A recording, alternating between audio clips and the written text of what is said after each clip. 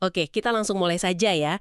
Jadi, Anda mengirimkan kami satu artikel dari tribunbulukumba.com dan ini ceritanya cukup dalam sebetulnya. Topiknya soal penangkapan 3 nelayan dari Sinjai. Dugaan utamanya mereka pakai bom ikan di perairan Bulukumba. Nah, misi kita sekarang adalah membedah apa yang sebenarnya terjadi di balik berita ini. Jadi, apa sih yang terjadi di perairan Bonto Bahari pada Senin 19 Januari 2026 itu? Dari artikel ini, kita tahu identitas pelakunya. Ada Yunus, Rahmat, dan Idu. Mereka semua ini berasal dari Kabupaten Sinjai, bukan nelayan lokal dari Bulukumba.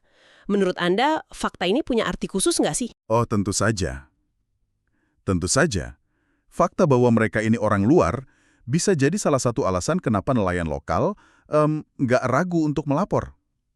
Ini seringkali menunjukkan ada ketegangan soal sumber daya antar komunitas nelayan gitu. Tapi yang lebih penting dari itu adalah bagaimana mereka bisa tertangkap. Ini bukan kebetulan atau patroli rutin biasa loh. Maksudnya gimana? Jadi ini sudah diincar. Tepat sekali. Penangkapan ini terjadi karena ada laporan. Laporan langsung dari nelayan setempat ke polisi air atau Polair. Mereka rupanya sudah resah sekali dengan maraknya aktivitas bom ikan di sana. Jadi tim Polair di bawah pimpinan Bribka Afrianus ini melakukan patroli intensif, 3 hari penuh. Mereka benar-benar memburu target, bukan sekedar patroli biasa. Ini respons terencana. Wah, berarti ada kerjasama yang baik ya antara warga dan aparat. Nah, saat mereka ditangkap, barang buktinya cukup telak. Artikelnya menyebut ada 10 botol, terus obat nyamuk, kompresor, selang, dan 2 box gabus penuh ikan. Saya paham botol itu untuk bomnya, tapi obat nyamuk dan kompresor itu buat apa ya? Nah, ini pertanyaan bagus. Disinilah kita bisa lihat metode mereka. Obat nyamuk bakar itu trik klasik dalam pengeboman ikan ilegal di Indonesia. Mereka pakai itu sebagai sumbu. Sumbu. Betul, sumbu pembakar lambat yang murah dan gampang didapat. Ini menunjukkan mereka bukan amatir. Lalu kompresor itu Iya. biasanya dipakai penyelam untuk bernapas di bawah air. Kemungkinan besar setelah bom meledak, salah satu dari mereka turun. Dia turun buat mengumpulkan ikan-ikan yang mati atau pingsan di dasar laut. Jadi ini modus operandi yang sudah terorganisir. Jadi ini bukan sekedar lempar bom lalu pergi ya, tapi ada prosesnya. Dan kita bicara soal bom ikan, ini kan bukan seperti bom militer kan? Betul sekali. Biasanya ini cuma campuran pupuk dan minyak tanah di dalam botol kaca. Sederhana. Ledakannya memang kecil, tapi cukup untuk membunuh semua biota dalam radius beberapa meter. Yang paling parah itu, ledakan itu menghancurkan terumbu karang, rumah ikan-ikan itu. Dan itu butuh puluhan, bahkan ratusan tahun untuk bisa pulih lagi. Inilah kenapa dampaknya sangat destruktif. Mengerikan sekali dampaknya. Lalu setelah mereka ditangkap dengan semua bukti itu, apa yang terjadi pada mereka? Nah, disinilah kita lihat keseriusan pihak berwenang.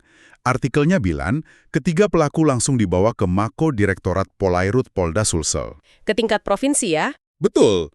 Artinya, mereka dibawa ke markas besar polisi perairan di tingkat provinsi. Kasus ini tidak ditangani di tingkat kabupaten, tapi ditarik ke level yang lebih tinggi. Ini sinyal yang sangat kuat. Oke, jadi ini bukan dianggap sebagai kasus biasa atau pelanggaran kecil. Tepat. Ini dianggap kejahatan serius yang terorganisir. Jadi kalau kita rangkum ya, ini adalah operasi penangkapan yang tertarget, dipicu oleh laporan dari komunitas nelayan sendiri yang merasa dirugikan, dan berhasil mengungkap metode spesifik yang dipakai para pelaku. Nah, ini menyisakan satu pertanyaan penting untuk Anda renungkan. Mengingat para pelapor adalah sesama nelayan, apa sebetulnya dinamika sosial dan ekonomi di lapangan yang mendorong sebagian nelayan mengambil jalan pintas yang merusak, sementara yang lain justru aktif melawannya? Jadi beginilah penampakan hari-hari di perairan Kajang, khususnya Kabupaten Bulukumba, Sulawesi Selatan, yang hampir tiap hari dibom atau illegal fishing. Nah, inilah ikan-ikannya banyak mati dan kita heran pemerintah tutup mata dengan hal ini, padahal merugikan anak cucu kita kelak.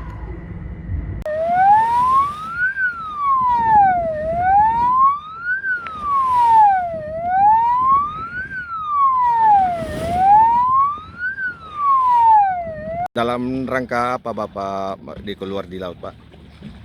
Kami melanjutkan patroli di sekitar pesisir Kajang Tiro dengan adanya penangkapan kemarin 3 orang nelayan yang melakukan aktivitas pengeboman ikan, dan kami lanjutkan patroli.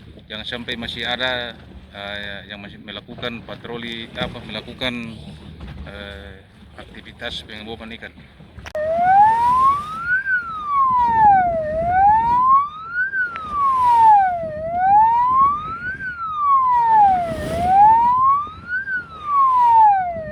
Download Tribun X sekarang, menghadirkan lokal menjadi Indonesia.